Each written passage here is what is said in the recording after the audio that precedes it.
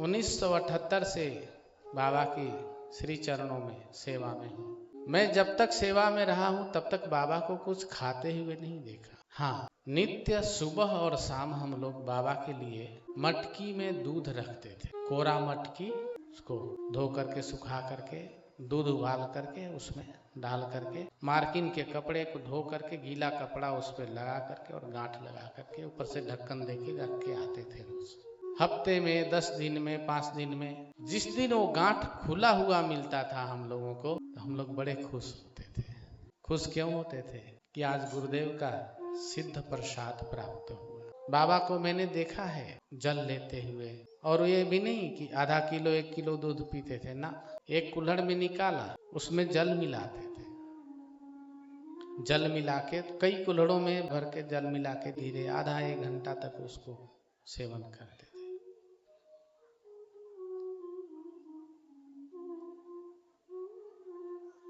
ये होता है योगी का अल्पाहार। अब प्रश्न उठता है कि बाबा जब कुछ खाते नहीं थे तो उनका शरीर कैसे चलता था। मैं आपको बता दूं कि बाबा महायोगी थे, महायोगी हैं। अब योगियों को ऐसी क्रियाएं मुद्राएं सिद्धि होती है। जैसे आपको बता दें, हम मुख्य 10 मुद्रा होता है योग में। हम भी करते हैं लेकिन हम खाते भी हैं। हम क्रिया मुद्रा करते हैं हजम करने के लिए, समझ रहे हैं ना, स्वस्थ रहने के। और धीरे प्लान कर रहे हैं हम भी कि अब धीरे उसमें जाना चाहिए, ताकि एक शेर का बच्चा तो शेर ही होगा, तो योगी का बच्चा तो योगी ही होगा। मैं सिखाता हूँ लोगों को, जो आते हैं साधक मैं सिखाता हूँ। ऐसे साधक आते हैं हमारे पास, किसी भी संत के शिष्य हो मैं दुराव नहीं करता, शिक्षा सबको देते हैं हम, क्योंकि गुरुदेव का आज्ञा है कि बच्चा जो पात्र मिले उसको ये विद्या जरूर देना। तो 10 महामुद्रा होता है योगियों के पास। महामुद्रा महाबंध महाभेदश्च खेचरी उड्डीयानमूलबन्धश्च बन्धो जलान्धराविदः करणी विपरीताख्या वज्रौलिशक्तिचालनम् इदं हि दशकं मुद्रा जरा मरण नाशनम। ये 10 मुद्रा होते हैं, जरा और मरण दोनों को नाश कर देते हैं। जरा कहते हैं वृद्धावस्था को, मरण कहते हैं मृत्यु को। जो योगी इन 10 मुद्राओं का अभ्यास करके सिद्ध कर लेते हैं उनको मृत्यु का और वृद्धावस्था का भय नहीं रहता है। और हमारे देवराहा बाबा सरकार जी के ये 10 मुद्राएं सिद्ध थी। इन 10 मुद्रा में सबसे उत्तम मुद्रा है खेचरी मुद्रा। कौन सी मुद्रा? जोर से बोलिए भाई, खेचरी। खिचड़ी मत कह समझ लीजिएगा, हाँ खेचरी मुद्रा। ब्रह्मानंद जी एक संत हुए, उन्होंने बड़ा सुंदर गाया है इसके ऊपर। सबसे बड़ी है खेचरी मुद्रा, जोगी जन के मात रे, जोगी जन के मातुरे, जोगी जन। उस 10 महामुद्रा में श्रेष्ठ है खेचरी मुद्रा, जिसे योगी जन सिद्ध कर लेते हैं। और जिसके पास खेचरी मुद्रा है, हाँ बिल्कुल पूछिए, जिसके पास खेचरी मुद्रा होता है, खेचर भूचर, खेचर मतलब जो आकाश में गमन करने वाली मुद्रा है। और योगियों की माता सबसे बड़ी है खेचरी मुद्रा, जोगी जन की मात रे, योगियों की माँ है। कैसे? जैसे छोटे बच्चे को माँ दूध पिलाती है और उससे उसको सारी विटामिन शक्ति ऊर्जा मिल जाता है। आप ध्यान दें, जो बच्चे का बढ़ाव ग्रोथ माँ के दूध से हो जाता है, वो ग्रोथ और किसी चीज से प्राप्त नहीं होता। इसी प्रकार से खेचरी मुद्रा योगियों की माता के समान पालन करती है। देवराहा बाबा सरकार के पास ये सब सिद्ध विद्याएं उपलब्ध थी और बाबा इनको प्रयोग में रखते थे। इसीलिए बाबा को किसी आहार की जरूरत नहीं पड़ती थी। किसी भी ऋतु मौसम का प्रभाव शरीर पे नहीं पड़ता था। बाबा की उम्र को लेकर के बहुत चर्चा है। कितने सारे लोग पूछते रहते हैं कि बाबा की उम्र क्या थी। जो हमने अध्ययन किया, चिंतन किया, उसके अनुसार बाबा की उम्र अभी 400 साल से ऊपर होना चाहिए। बाबा ने अपने मुख से कभी ये नहीं बोला है कि बच्चा मेरा इतना उम्र है। एक बार प्रयाग के कुंभ में, नवासी के कुंभ में, वरिष्ठ पत्रकार थे राम नरेश त्रिपाठी। उन्होंने बाबा के ऊपर एक किताब भी लिखा, नवभारत टाइम्स में कार्यरत थे वो। तो उन्होंने बाबा से पूछा कि गुरुदेव आपकी उम्र क्या हो। बाबा ने कहा, अरे राम नरेशवा तू क्या पूछ रहा है, साधु का कोई उम्र होता है, योगी का कोई उम्र होता है।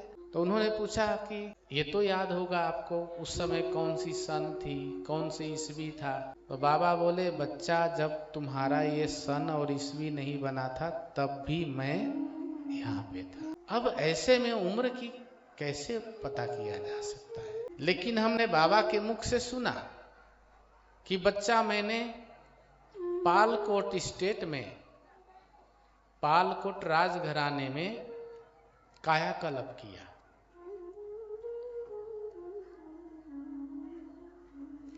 और बच्चा वहां का जो राजा था, मेरे कायाकल्प करने के बाद, उस समय ईस्ट इंडिया कंपनी होती थी भारत में, तो वहां के जो राजा थे उस समय के, बाबा गए वहां पे, बहुत वृद्ध शरीर में गए और बाबा ने कहा कि बच्चा मैं तुम्हारे राज्य में अपनी कायाकल्प करना चाहता हूं। तुम्हारे गढ़ के पास में, जैसे पहाड़ी है ना, वहां भी ऐसे ही पहाड़ी है, गढ़ के पास एक गुफा है, उस गुफा को तुम सुरक्षित करवा दो, मैं उसमें 3 साल निवास करूंगा। राजा थे, संत भक्त थे। उन्होंने कहा, महाराज जो आप आज्ञा दी हैं पालन किया जाएगा। उन्होंने इस गुफा को सुरक्षित करवाया। बाबा उस गुफा में 3 साल तक रहे। कुछ औषधि, यौगिक क्रिया, मंत्र आदि का सहयोग लेकर के जब 3 साल के बाद बाबा निकले, गए तो थे वृद्ध अवस्था में, जब निकले तो एकदम युवा अवस्था में निकले।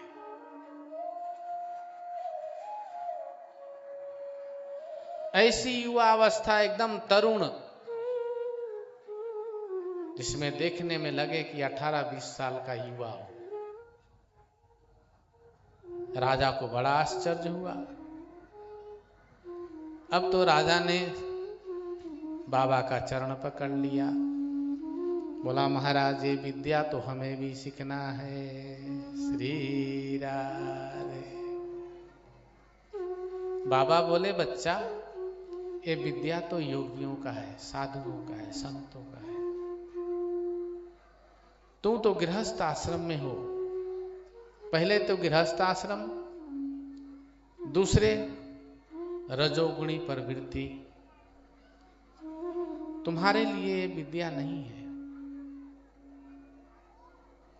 राजा भी बड़े बुद्धिमान थे और विद्वान भी थे।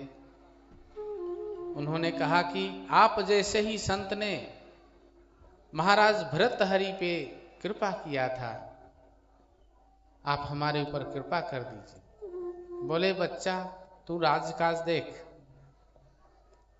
अगर ये विद्या तुम्हें चाहिए तो राजकाज छोड़ना पड़ेगा तुम्हें। राजा ने उसी दिन शाम को जाकर निर्णय किया और अपने भतीजे को राजगद्दी पे बिठा करके बाबा के पास आ गए। बोले, हमने छोड़ दिया। और बाबा के साथ लग लिए।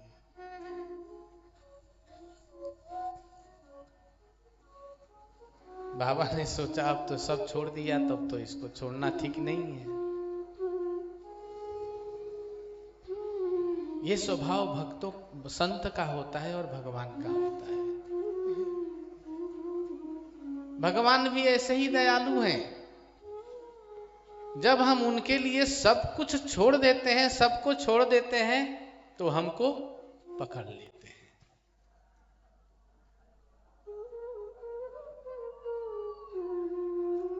बाबा ने उनको पकड़ लिया, गुरु मंत्र दीक्षा दे दिया, सन्यास दे दिया।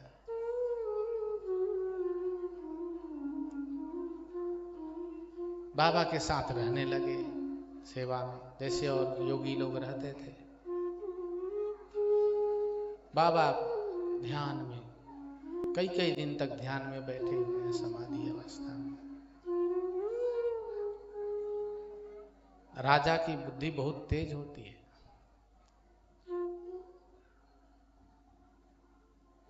और कहावत भी है, राजा जोगी अग्नि जल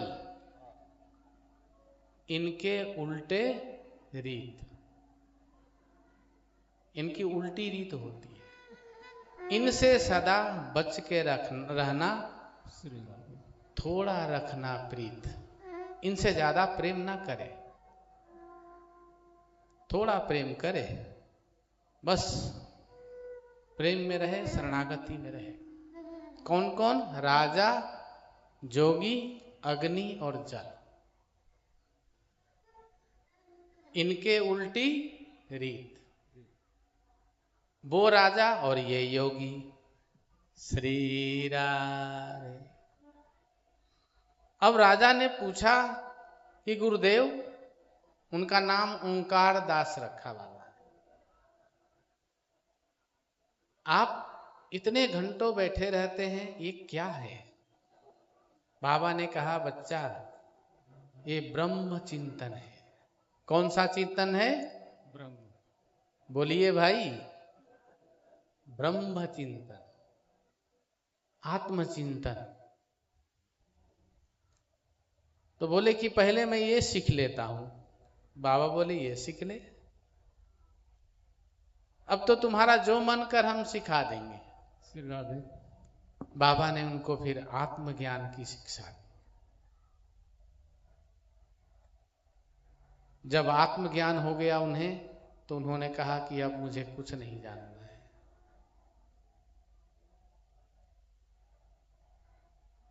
जिसको आत्मज्ञान हो जाता है, उसे क्या जानना है? ईश्वरः सर्वभूतानां, ईश्वरः सर्वस्वरूपानां। सर्वत्र ईश्वर है और सभी ईश्वर के स्वरूप हैं। झगड़ा खत्म हो जाती है वहां। बाबा ने कहा, जैसे तुम्हारी इच्छा। बाबा के समाधि के बाद मैं उनके राज में गया देखने के लिए, वो जगह कहां पे बाबा ने कायाकल्प किया। उस समय वर्तमान राजा थे कृष्णनाथ सहदेव जी। उनका शरीर अब पूरा हो गया। उनके पुत्र हैं गोविंद नाथ सहदेव जी। रांची शहर को उन्हीं लोगों ने बसाया था। अभी वो जीवित हैं, काफी वृद्ध हैं। तो मैं वहां गया, उनसे मिला, और उन्होंने सारी कथा, जैसे हमारे घर में दादी माता दादा लोग सुनाते हैं ना कि हमारे पिताजी ऐसे थे, ऐसे थे, ऐसे थे। उन्होंने सब बातें बताई कि बाबा हमारे यहाँ कैसे आए, और ऐसे ऐसे बाबा ने कायाकल्प किया। तो उन्होंने बताया कि उस समय ईस्ट इंडिया कंपनी हुआ करती थी। तो बोले, इतनी सी अखबार निकलती थी उस समय, उसमें लिख के आया अखबार में, एक राजा ने योग विद्या के चक्कर में अपना राज्य छोड़ दिया। समझ रहे हैं ना? उनका नाम, राजा का नाम भी आया था उसमें। तो हमने बोला, कागज है? बोले, महाराज इतनी पुरानी कागज थी, सब हम लोग यहाँ से, जब से राज्य खत्म हुआ तब से हम लोग इधर उधर ही हो गए सब। तो इस प्रकार से मैं उस स्थान को देखा। तब मुझे उस समय से गिनती करते करते करीब 3.5 पौने 400 साल का हिसाब बैठा। इतने साल के बाबा होंगे। तो इस प्रकार से बाबा के उम्र के बारे में इतना तो प्रमाण है, परंतु उससे पहले बाबा कहाँ थे ये किसी को नहीं पता। लेकिन इतना है कि बाबा उससे पहले कई जगह पे रहे हैं।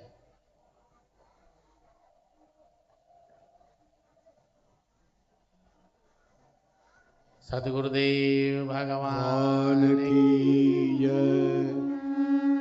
श्री देव रहा बाबा सरकार की जय। जय जय